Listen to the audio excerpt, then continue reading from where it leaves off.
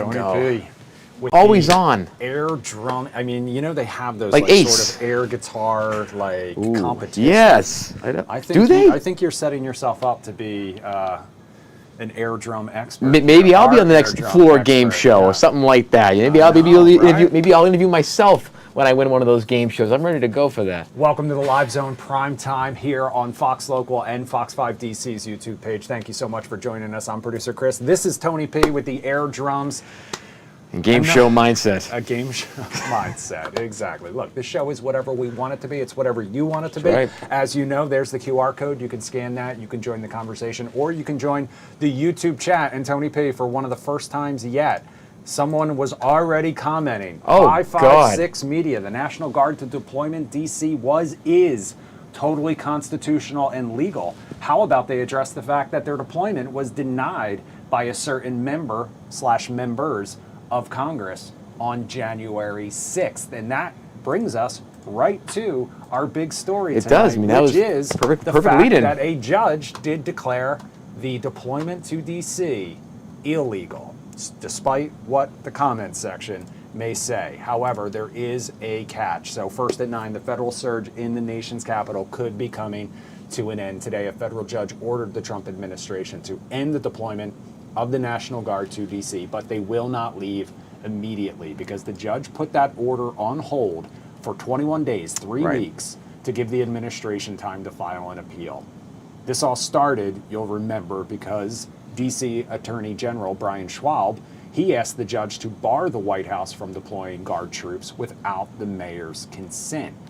It comes after the president's takeover of the district that went into effect back in August. After the ruling, the Attorney General Schwab issued a statement saying, quote, "From the beginning, we made clear that the U.S. military should not be policing American citizens on American soil. Normalizing the use of military troops for domestic law enforcement sets a dangerous precedent where the president can disregard states' independence and deploy troops wherever and whenever he wants with no check on his military power. This unprecedented federal overreach is not normal or legal. It is long past time to let the National Guard go home to their everyday lives, their regular jobs, their families, and their children." You'll remember the president declared a crime emergency here in the nation's capital, and within a month there were 2,300 National Guard troops from 8 states here in the district. Brian Schwab's office had argued without a judge stepping in, the troops could remain in the district until next summer, but barring that appeal, we likely won't see any changes until next month, Tony B. Right, and this is what we've seen from the courts when it comes to these type of rulings, even at the Supreme Court level.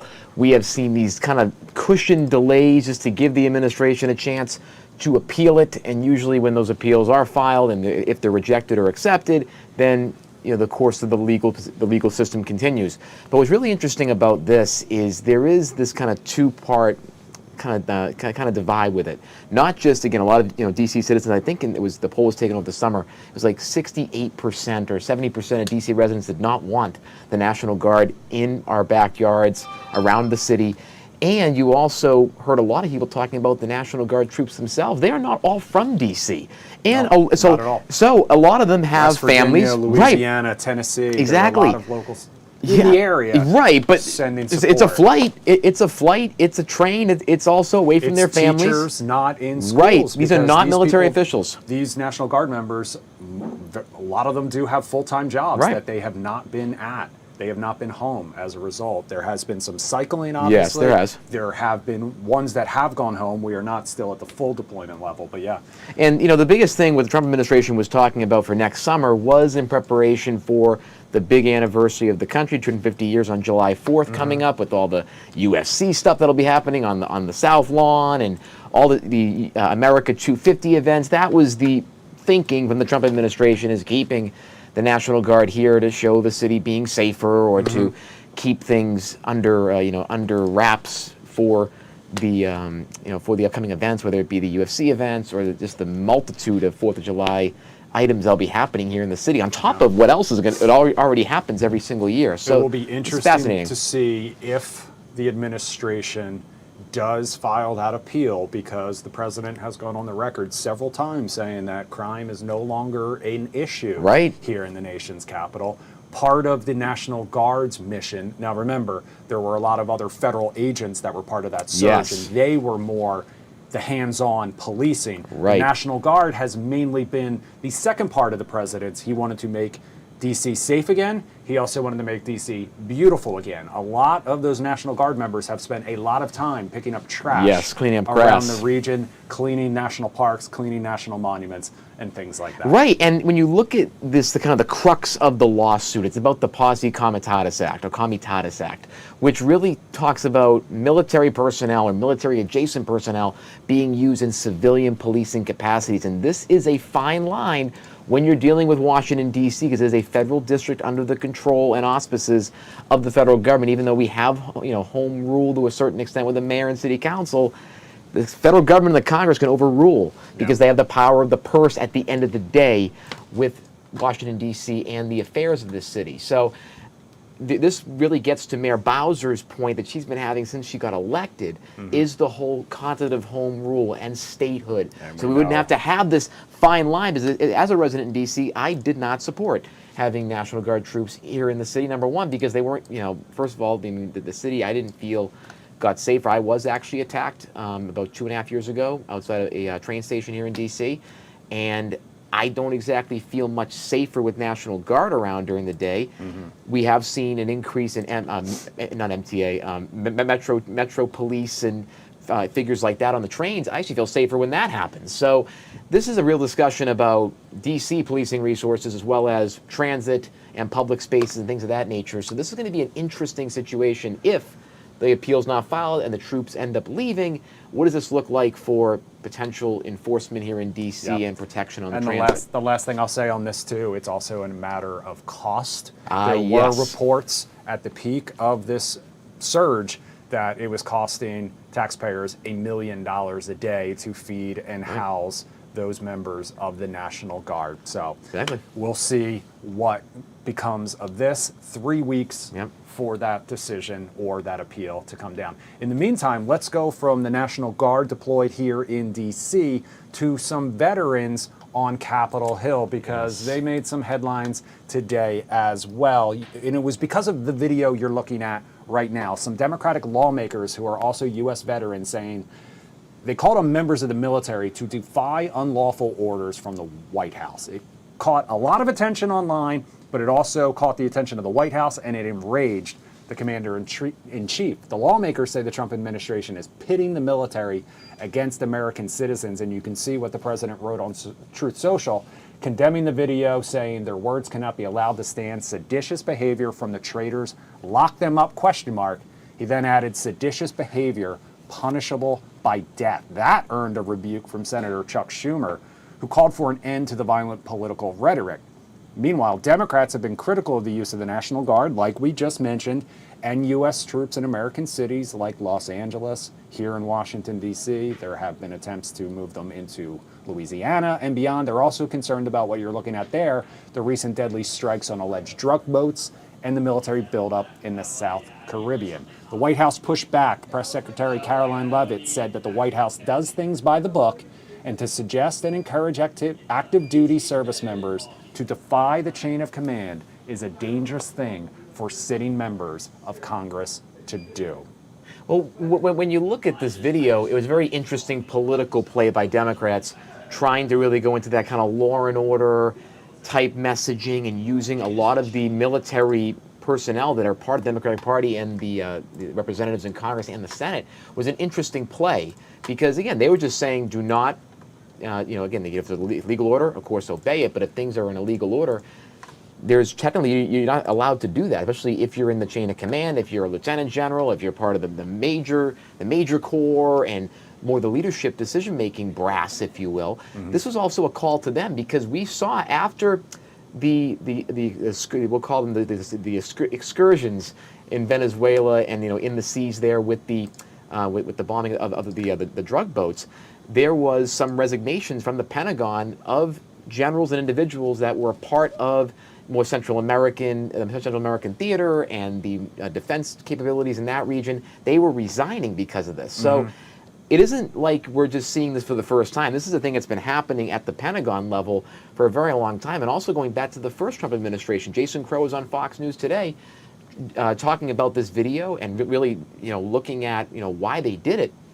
And a big reason was of things that happened in the first Trump administration, when you saw, at the time, President Trump, saying to Mark Esper, hey, can we just shoot protesters in the legs? Those type of orders, as well as now the National Guard, and really having those type of troops on the streets.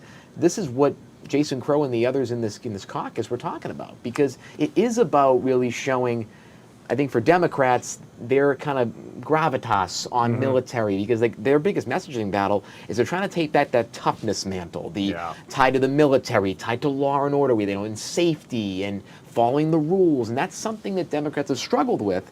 And this is I think, an interesting move that they're trying to take to really get that message across to voters in a time where they're starting to lead in the generic ballot, and we're going to talk about that a little bit later.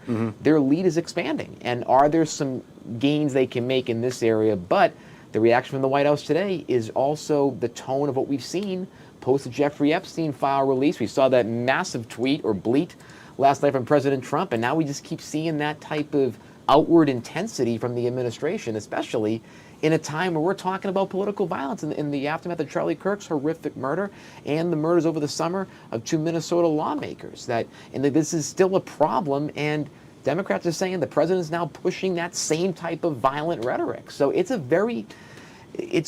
I hope that we can start to tone down the rhetoric here, because what was done wasn't sedition, and we shouldn't be saying so. Yeah. So let's get a little insight into the Democrats' strategy from a Democratic strategist. Well, we have an incredible strategist tonight, Roderica Applewhite, one of my dear, dear friends in politics, and she is truly a master of the political scene. She has been managing and working with communication strategy on a bunch of Democratic campaigns and advocacy groups for the last decade, including Pete Buttigieg's 2020 campaign, as well as her time as director of Black Media in the Biden White House. Roderica, thank you so much for joining us tonight and for lending us your insight on this expansive and ever-changing political landscape that seems to just adjust every 6 hours, my friend. Yeah, absolutely. It's to many it's just another day in DC, but I think to a lot of Americans, it's a whiplash that I think a lot of folks are getting really tired of, constantly experiencing day to day, seeing a White House that seems to care about everything but what they have made very clear in the elections earlier this month, but also throughout the year. They're getting pinched economically at every single point, whether it's healthcare, whether it's groceries, whether it's just simple cost of living. This White House doesn't seem interested in addressing that at all, and they're just kind of chasing every single ball that comes their way. And I think American people are tired of that. Let me ask you this. When it comes to this ad that was released, or not ad, but a campaign, you would say, by Democratic members of Congress, especially, the military members of Congress, talking about the illegal orders and not following through on those. What do you think was the communication strategy behind that for Democrats as they try to move forward to the midterm season? Yeah, absolutely. I mean, I think party aside, I think American voters, American electorate tend to trust the word of folks who have served a little bit more than everybody else. These are people who have, in various different capacities, and that have a lot of years of service between them, put their life on the line to protect the rights that this administration has shown us is more tenuous than we think, and something that we constantly have to fight for. And so I think them saying that was just simply, veterans to active service folks, just having a conversation, just saying, look, if you feel like this, just because he's the commander in chief does not mean you have to follow the orders if they're illegal. I mean, it is the job of our military to uphold the U.S. Constitution. And if their commander in chief is actively asking them to do things that run counter to that, they should exercise their right to make sure that they're enforcing actual laws and not the whims of a president. Do you see this as a one-off campaign, or do you see this as a potential strategy for the law and order discussion, or the more kind of toughness mantle that Democrats have struggled since 2020 to really get a hold of?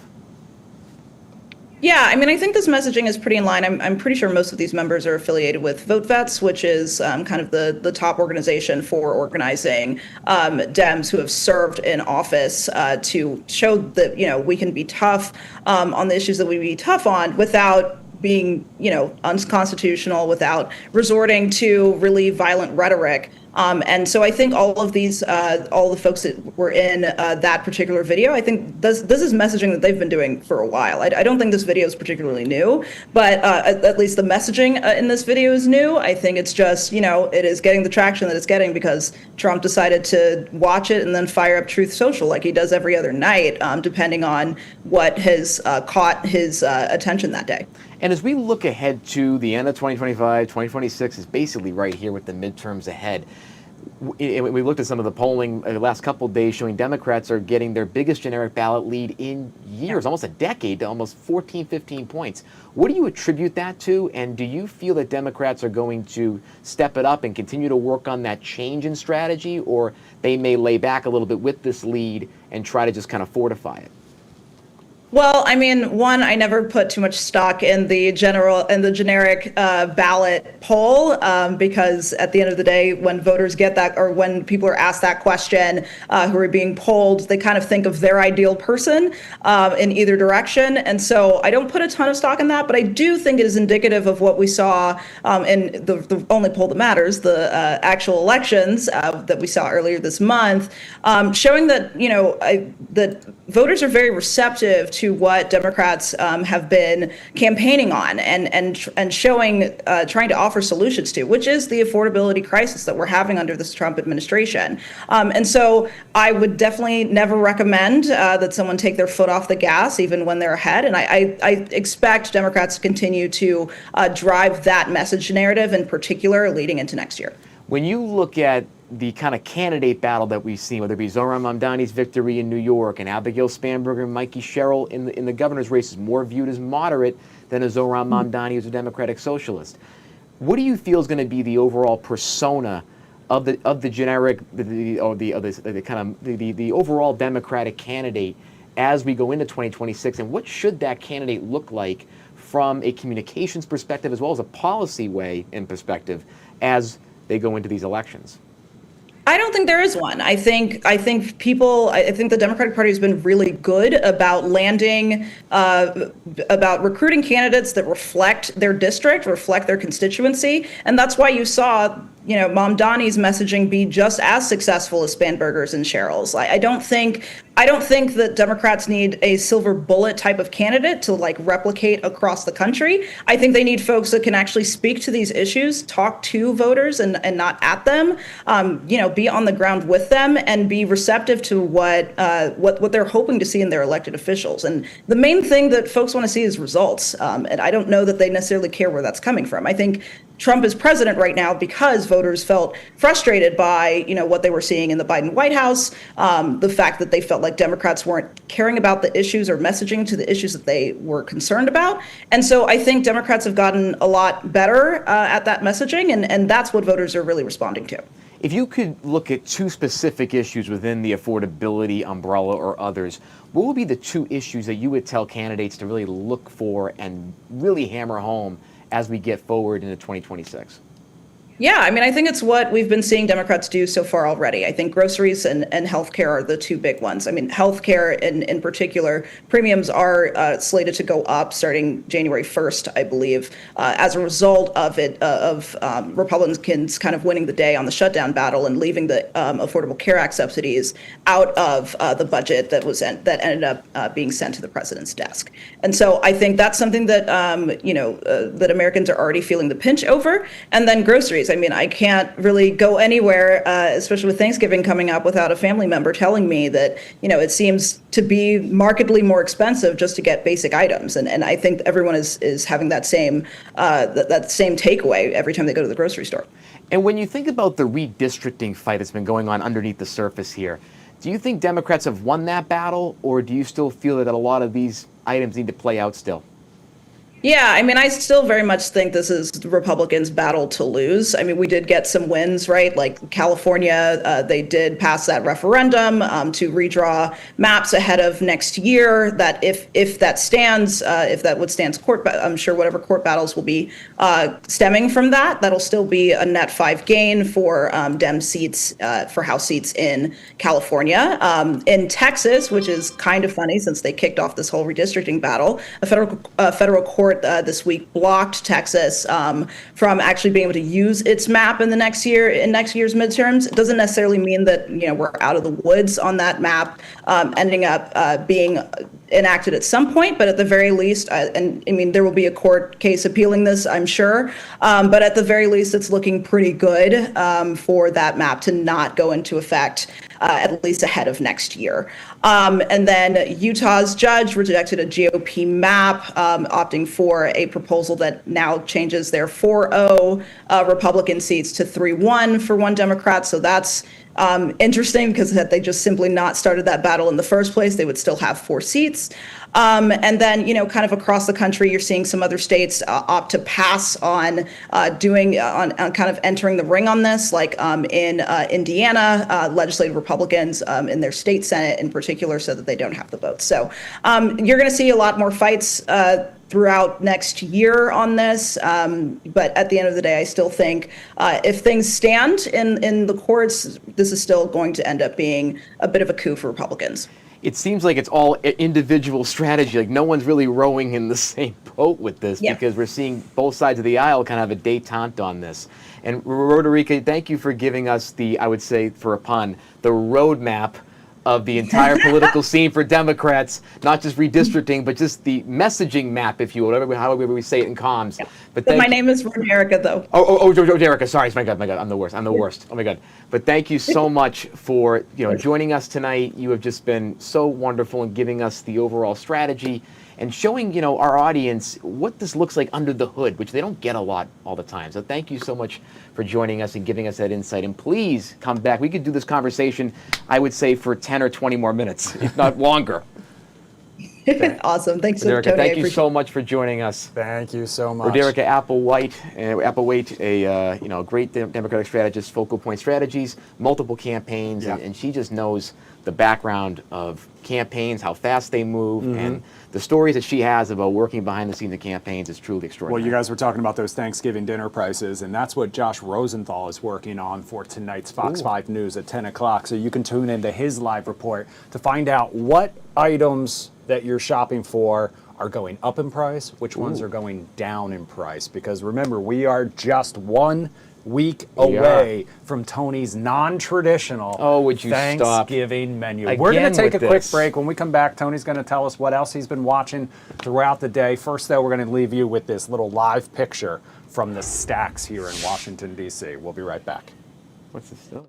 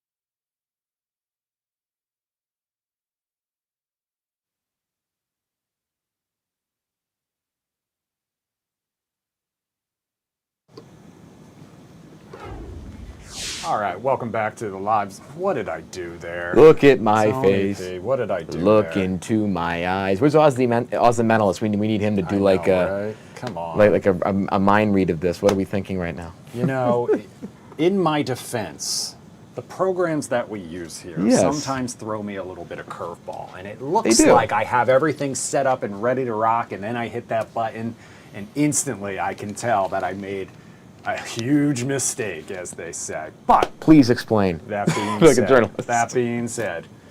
Tony P, let's talk about what else you're watching Oof, tonight, 'cause we it was gotta- it was a little bit of a busy day. It was a very busy day, I'll tell you. Following this great conversation on comms, we got a big rundown for you. And it starts with former Vice President Dick Cheney. Former Vice President Cheney was laid to rest today at Washington's National Cathedral. President Trump and Vice President J.D. Vance were not invited, reflecting a long-standing rift between Cheney, his daughter Liz Cheney, of course, who was the number 3 Republican before January 6th, and the administration. The ceremony was attended by former Presidents Biden and Bush, former VPs Harris and Pence, and many senior security officials as well across his time from Secretary of Defense and Vice President.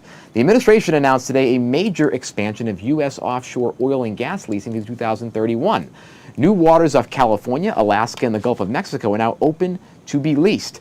Officials say this move will boost domestic oil production, lower energy costs, and reduce reliance on foreign oil. Environmental groups, though, warn the plan could accelerate long-term ecological damage. President Trump is set to meet tomorrow with New York City Mayor-elect Zohran Mamdani. It will be their first face-to-face since Mamdani's election. He plans to push for more transit funding, rental assistance, and faster federal reimbursement for the city's shelter system. The White House says the president will focus on public safety, border enforcement, and finding areas where the two sides can work together. Aides expect a direct but potentially productive conversation. According to reporting by Axios and others tonight, the White House is moving ahead with a 28-point proposal to end the war in Ukraine. The draft framework calls for Ukraine to accept territorial concessions, including in the Donbas region, limit its armed forces to about 600,000 troops, constitutionally drop plans to join NATO in the future, and freeze current front lines in exchange for U.S.-led security guarantees and a large reconstruction plan and fund estimated at around $200 billion. Ukraine has not endorsed the draft yet, and European allies are alarmed that the plan was developed without full Ukrainian or European input. However, Volodymyr Zelensky today, the president of Ukraine, did say he is open to a negotiation process. So keep tabs on that one. Corporate boards are increasing spending in executive protection today. A new report shows that roughly 1/4 of the S&P 500 CEOs now receive personal or home security benefits, up from 1 in 5 a year ago. Median spending per executive is now close to $75,000 annually as firms respond to rising physical and digital threats. In housing business news today, a global real estate firm known as Greystar has agreed to a $7 million settlement with 9 states over allegations that use rent-settling algorithms to inflate prices during the affordability crisis during COVID. Under the settlement, Greystar must reform its pricing software, appoint an antitrust compliance officer, and allow monitoring of its tools. Entertainment Extra reports that Glenn Close appears in the new teaser trailer for the Hunger Games Sunrise on the Reaping.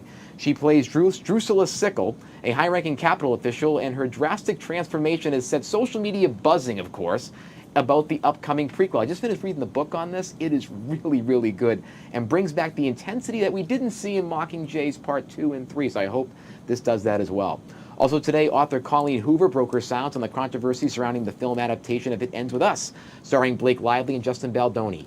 Hoover said the situation has tainted the story for her and that she can no longer recommend the book to her friends due to the fallout between the two stars. Her remarks reignited discussion about the production and the behavior of its actors and people on set. A new survey in the social media world from the Pew Research Center shows YouTube remains the most used social media platform among U.S. adults, while Instagram, TikTok, Reddit, and WhatsApp are also growing rapidly. Young adults now spend more time on Reels and TikTok clips than traditional feed content, including some linear broadcasting. And a warm story tonight out of Atlanta. A pantry program is distributing mini thank you kits to seniors and frontline workers ahead of Thanksgiving. Each kit includes a handwritten card, a shelf-stable meal, and a free coffee voucher.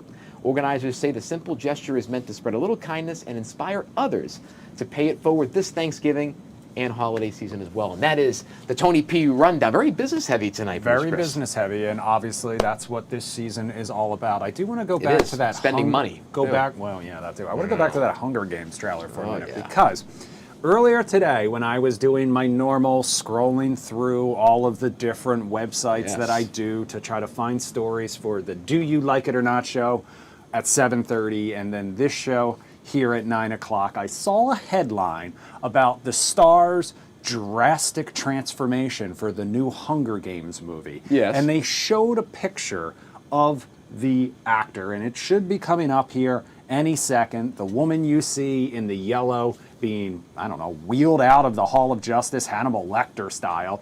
And I looked at the picture, and it was a close-up of her face, and I went, yeah, Angelica Houston. It looks exactly like her. I don't know what the big deal is. Oh my God. And then you came in, Close? and I asked you what your stories were, and he was like, Glenn Close in the Hunger Games. And I was like, holy crap, I guess it is a drastic transformation, because I spent the entire day assuming it was Angelica Houston. I would have thought that looking too. exactly like her. You know what it looks like? It looks like Angelica Houston in that movie, The Witches. If you've ever seen it, the by Roald Dahl movie. Oh my God, Yes. did that movie scare the ever-living hell out of me 1990 that when movie I was came a out. kid. We When watched that in third you grade. may remove your wigs. You may Remove your gla-" masks. Oh my God. And when and you then see he it- turns into the mouse. If you've never seen it, they did do a remake, and I believe it was Anne Hathaway who played it. But I just, Yeah. it was. I couldn't. No. Angelica After Houston's the a great trauma actress, too. that the first one. Yeah, Yep. she is great. She was also scary in Daddy Daycare. Remember that movie with Eddie Murphy, and she played the head of the school. Yeah. And I'll tell you, I thought she was going to be the witch too in there. Phenomenal in the Addams Family. Oh, she's a Just- fabulous actress. I think she won. She is She a won the fabulous Oscar actress. in '86 for Prizzy's Honor. I think is what it was with Jack Nicholson. I think. I believe you. That was on when, that's when they were one. dating too. Yeah, and yes, they were. Truly, I mean, and John Huston, that whole family. I mean, but Angelica Houston should have won multiple Oscars. Brother She's a Danny is in fantastic the new, actress. in the new Naked Gun movie. I know it's right, and but again, Glenn Close. Can you get any better than Glenn Close? I tried to like that movie. I tried I to did like too. it. Oh well, it had some moments. Just not- You mean the new Naked? You Gun. didn't like it? It got like a 94%. How did you tried not to like it?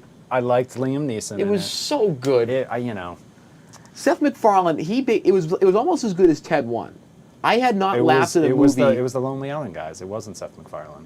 No, but he was a producer though. Oh, okay. He was a Got it. producer. Okay. So you know Seth MacFarlane had his Yeah. his tentacles in that one. Of course he did. All right, let's go back to YouTube now here for a second. Yes. I mean, like you said, it does better numbers than some traditional broadcasts. That's one of the reasons that's where we are streaming right now. We stream both on Fox Local and we stream on YouTube. Right. You can go back and watch these shows. However, the whole point of this show is for it to be live. So, not everything is on demand Right, or worthy maybe, type of a thing. watch at 11 But o'clock. there are so many people out there who have cut the cord, and streaming is their way to watch things. We've got Joseph, what is it, T81Z in our chat right now. He is sharing some facts about the National Guard deployment, including Nixon ordering the Guard in Ohio, who ended up killing 4 students at Ohio State. Right, Kent Obviously, State. that was Kent State. Neil Young having a song about I it. knew you were going to go to that. 77,300,000 Trump voters all have a like-minded friend and relative. Yeah, all right. Well, we appreciate you watching. We appreciate I mean, I would think anybody that supports candidates, you might have, even on the Democratic side, everybody's going to have a like-minded friend. I mean, I think so. Everybody's going to have a like-minded friend. I mean, right? I mean, the political divide is different now. Yeah, I was going to say, Thanksgiving a week away, there's going to be a lot of tough conversations around the dinner table, I'm sure. We did a list earlier this week about boy. what topics are safe and which ones to avoid. It's a good one to always talk about sports. Thursday night football. Right now, the Buffalo Bills and the Houston Texans. A little less than 2 minutes left in the second quarter, and right now the Bills are losing. They are losing 13-9 to a C.J. Stroud-less Houston Texans. I believe he is still out. The Buffalo Bills still sitting at 7-3. The Texans at 5-5. Speaking of football, coming up after the break, we are going to hear from a former high school quarterback who suffered a devastating injury that changed the course of his life forever, but he never let it slow him down. And now he is gearing up for the climb of his life. Let's just call it that. And he's also got some ties to another a couple professional football players at that. We're going to hear from Jacob Rainey coming up on the other side of the forward break. to this. First, though, we're going to head. Where are we going to take you out to? Let's take you out to Capitol Hill. A little bit of a gloomy Capitol Hill on this Thursday night. We'll be right back.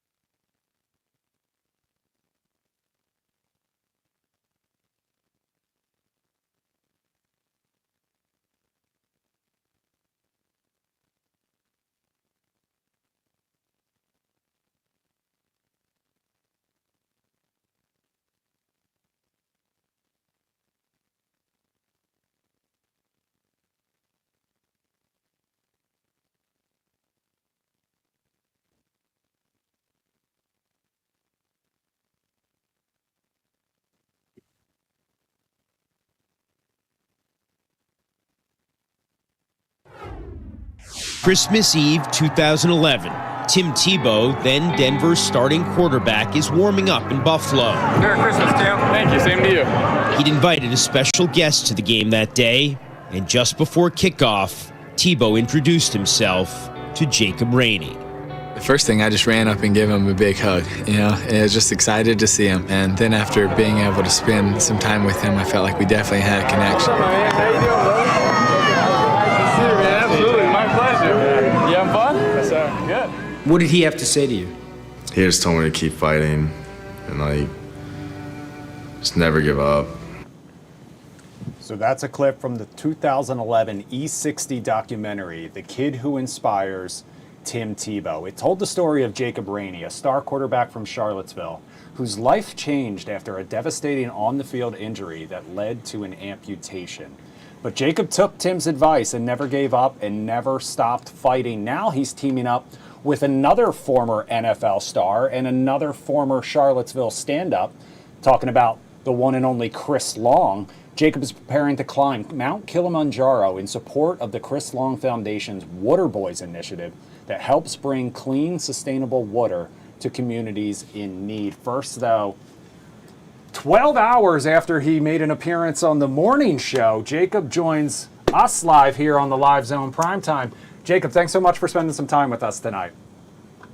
For sure. Thanks for having me. Looking forward to it. All right. Well, first and foremost, can you talk to us a little bit about conquering Kili and what inspired you to really tackle this challenge?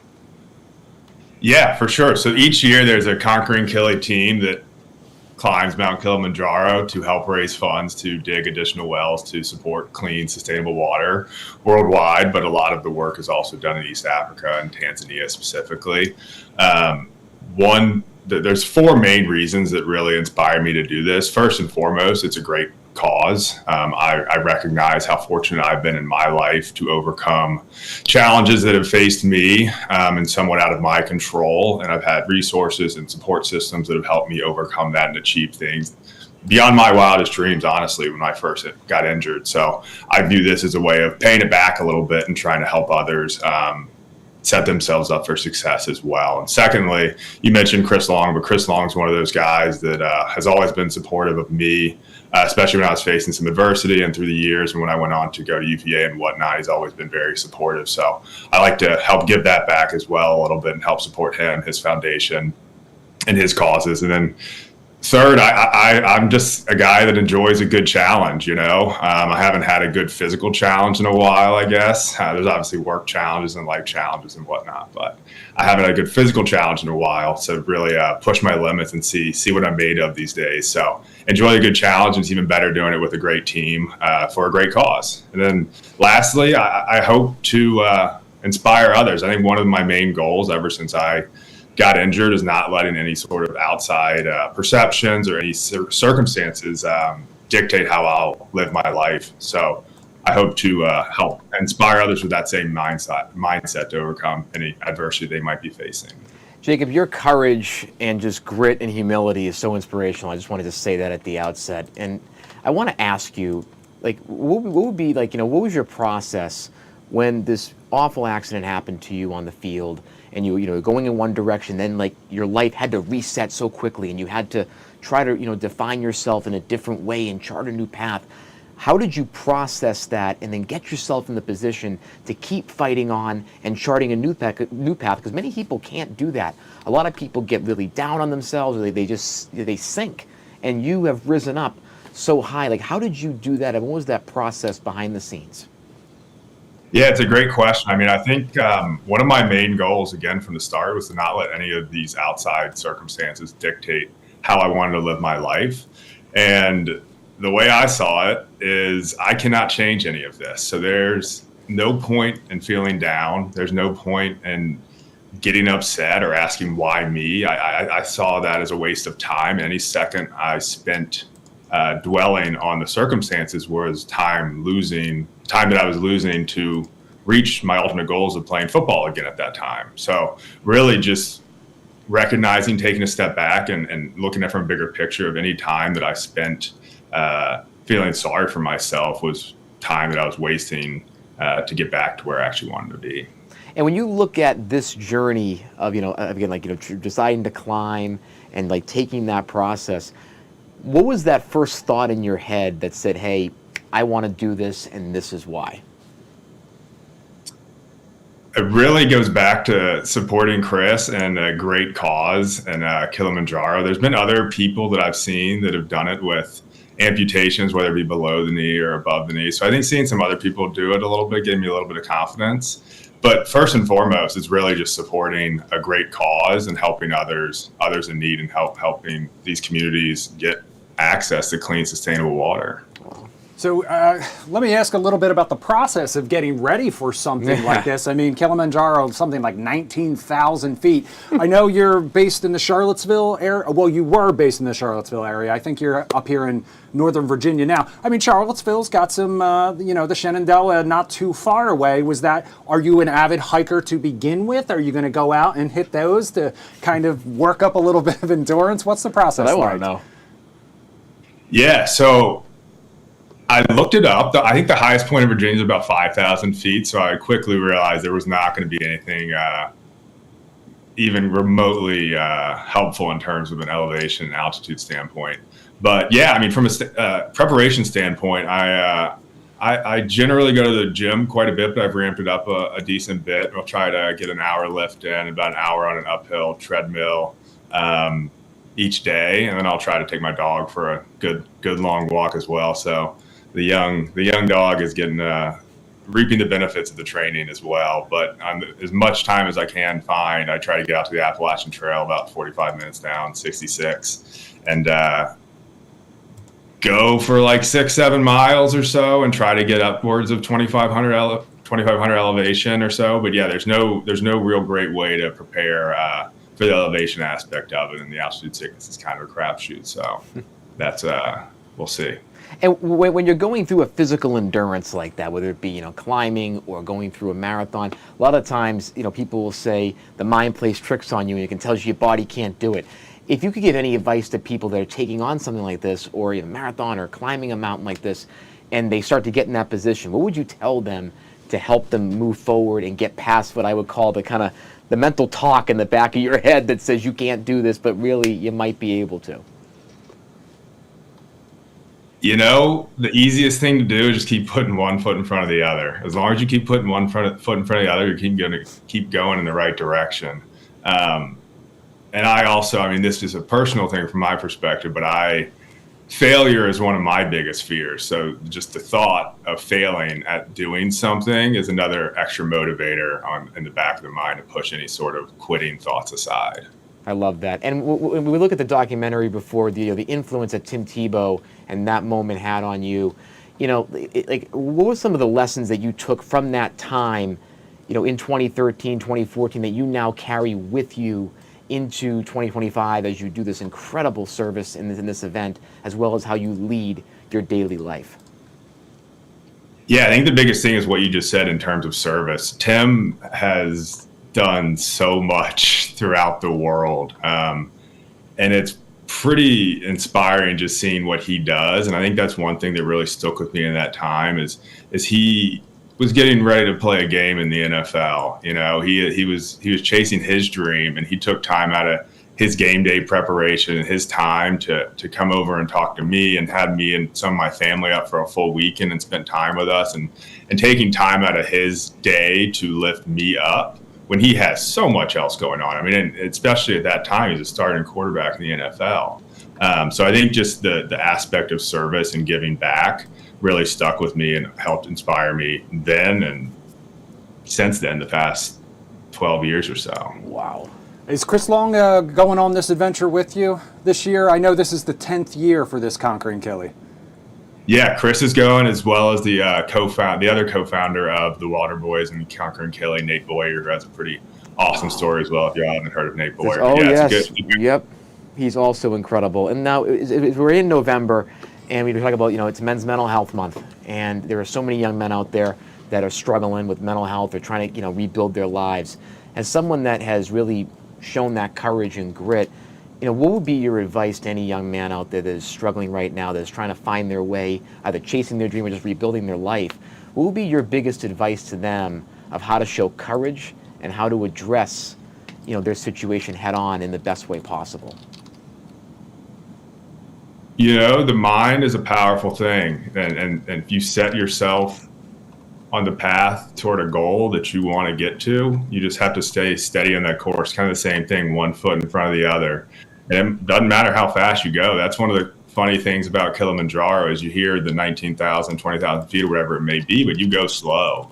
It's more of a mental test than a physical test. I think you're generally going 1 mile per hour. So when I'm hiking right now, I'm trying to go 3.5, 4 miles per hour. And it's a mental test to slow down. And it's kind of the same similarity with any other sort of adversity. Sometimes it's better to go slower. It's taking the strategy of going slower, getting one foot in front of the other, and not trying to rush things, because that might not be the best path at any given moment. I love that, especially in my generation, Gen Z. We rush everything because we're so used to everything being direct to us, and having everything happen in front of us. Demand. Jacob, 2 questions. 1, once you've conquered Kilimanjaro, are you going to come back and join us live and talk to us all about it and share some of that experience? And 2, if people want to support this mission, tell them how they can do that. Yeah, absolutely. Would love to come back and share some stories. In terms of supporting, any and all support is greatly appreciated. We are trying to raise funds to dig a few additional wells. The goal of the foundation 10 years ago was to serve 1 million people, and we're just shy of 600,000 people. So with this trip, we should be able to dig a few more wells. And to support, you can go to the screen right there, waterboys.org/Jacob Rainey, and help donate to the fundraiser. And again, any and all support is very much appreciated. And just to say, the communities there appreciate it very much as well, because at the end of the day, the foundation of all life is water. So if you don't have access to clean, sustainable water, it is a struggle. So the money going to the foundation is extremely impactful, and those dollars do get put to work. That's truly God's work, my friend. That's right. My goodness. God bless you for what you're doing, for helping people, and just the example that you set of having to to really rebuild things and having the courage to keep going. Like, just you're an inspiration to so many of us.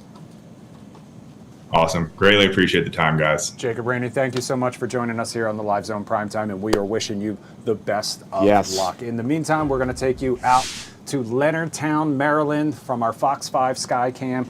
All lit up. It looks like Christmas out there already, Tony. We're stepping into Christmas, as Elton John would tell tell us. Elton John, I loved it. Thank All right, you. we're going to leave you with this live picture. We're going to take a quick break. We'll be right back.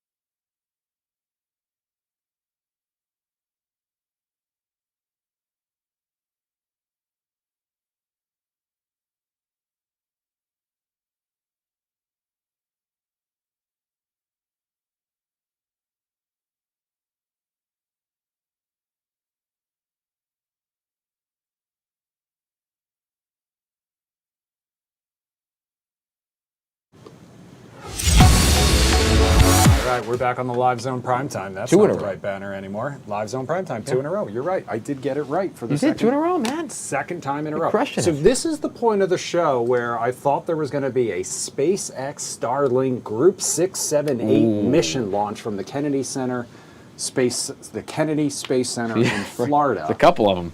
When I looked, it said the launch was at 10:02. And usually, that would be 10 minutes from now. Usually they put up those live pictures. They're not doing it yet? About 20 minutes early. However, when I just went on their website and looked, it now says the launch is at 10:32, which means they're not going to put that picture up for a little bit still. So we've got some time to fill, is the moral of the story. We can talk about Thursday Night Football because we do have a scoring update. It is now halftime, 20-16. The Buffalo Bills still trailing. In Houston. We did a story earlier tonight on Do You Like It or Not, and I would love your opinion. You got it. All right. This was, you know what? I should just play you the soundbite. Okay. Stand by. I'm going to find it real quick, and then I'm going to play it for you, and I would love to get your opinion. Basically, the setup was a discussion about not inviting kids to your wedding, which is a very common debate that families. Yes, it's constant. The back and forth on this. Oliver Hudson, the actor, Kate Hudson's brother, Kurt Russell. Right. Oh yeah. You know him from, he was in Rules of Engagement back in the day. He was in the recent spin-off of Sex and the City. He shared a story about his wedding that divided the internet. This was during an appearance on the Drew Barrymore show. Take a listen. Oliver? I have a relatable story, not quite, but I got married in Mexico. It was a very small wedding. I am a pretty private person, and my wife is from the East Coast, and she had all of her high school girlfriends and her college girlfriends who were coming. And I said to her, that's fine, but the husbands I don't want them at my wedding. Because I didn't want to be introduced to someone at my own wedding when I am sort of a private person. So she's like, what? I'm like, yeah, I don't know how to do this, but you're gonna have to tell your girlfriends that the husbands can't come to the wedding. Really? Yeah, so it was a whole thing. They came to Mexico and had a Mexican vacation, but didn't come to any of the wedding festivities. Really? So did the bridesmaids and your wife's friends sort of revolt? No, they accepted it because they weren't going to pass up the trip to Mexico. And supporting her, but then did they participate in the ceremony? Yes, they were there. It was a 3-day deal. They were there all 3 days, and the husbands were just sort of doing their own thing. Husbands just kind of doing their own thing. Tony Wow. P, I know, right? This I even admitted on the show that I have been the stranger at people's weddings. Right. I, on the other hand, my wife and I did not want strangers at our wedding, so we limited +1s, but there weren't many people in our circle because it was mainly family. Right. Every one of my cousins and brothers, everyone is already married. And there weren't that many single people who would be showing up who would even get a +1. Oof. So we didn't really have that issue. But I understand what he's saying of not wanting on your wedding day to be like, hey, nice to meet you. Thanks for coming. Right. And you It's like, just officiated a wedding. And so I'm curious for your take on this one. I gotta say, I love it from the perspective of the husbands, because you think about this, right? Like, if you're one of the husbands, you don't know the groom either. You barely know these people, right? Yeah. I get to go to Mexico, hang out with my boys. They're all probably part of the same friend group, right? Probably go play a little bit of golf, smoke some cigars on the beach. Yeah.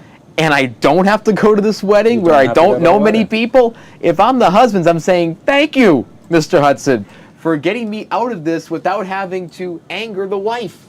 So you know what? I think it's actually, this guy, he may have gained 4 or 5 new friends because of what he saved them from. Think about it.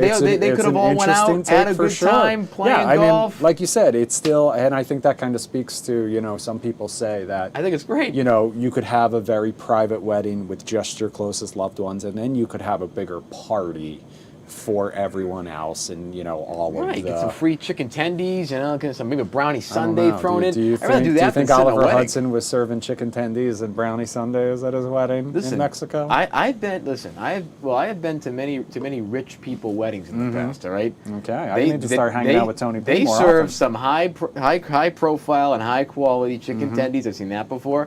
I've seen some wonderful desserts.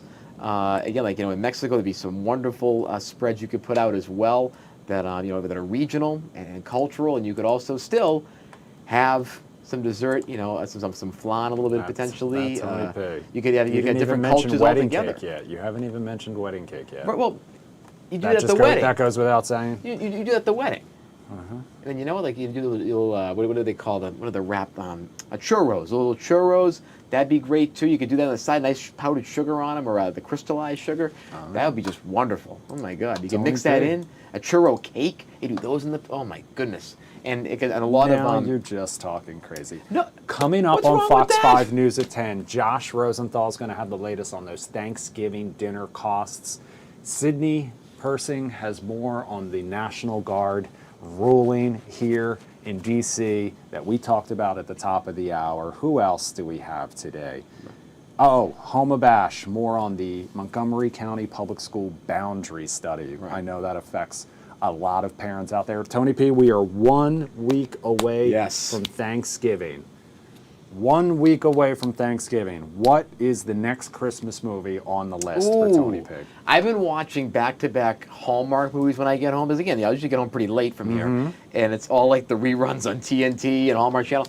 And I love to watch those really just cookie-cutter Hallmark specials. Can I recommend my favorite Hallmark Christmas movie of all time? Give it to me. I don't think you would have one. If you haven't seen it already, it's called The 9 Lives of Christmas. Oh, boy. And it stars an actor named Brandon Routh, who, prior to The 9 Lives of Christmas, may have been best known for his role as Superman in Superman Returns in the year 2006 with Bryan Singer. So, you know, take from that what you will. But he plays the hunky firefighter who finds a cat, and he's trying to find an owner for it, but in the meantime, he's feeding it. Meanwhile, he meets the lady who loves cats as well. Yeah. She's working at the pet food store. Oh boy, it's like Rocky. And the rest is just pure Christmas romance. It's 9 Lives of Christmas. Oh my God. It has a sequel too. Oh, it does? Yeah. Listen, just as good. Listen, just as good. I highly recommend when you're checking the Hallmark Channel and you're watching those Hallmark Christmas movies over the next 3-4 weeks, keep an eye out for the 9 Lives of Christmas. All right. Was it 10 or 11 Lives, the next sequel? Was it 9 Lives Part 2? I think it was 9 Lives Part 2, if I'm being honest with you. But I'll do a little research and check back with you. Final 15 seconds of the show. Thank you so much for joining us here, whether you're watching on Fox Local or Fox 5 DC's YouTube page. We'll be back tomorrow night, same time, same place. In the meantime, Fox 5, News at 10, coming up next. Have a great night.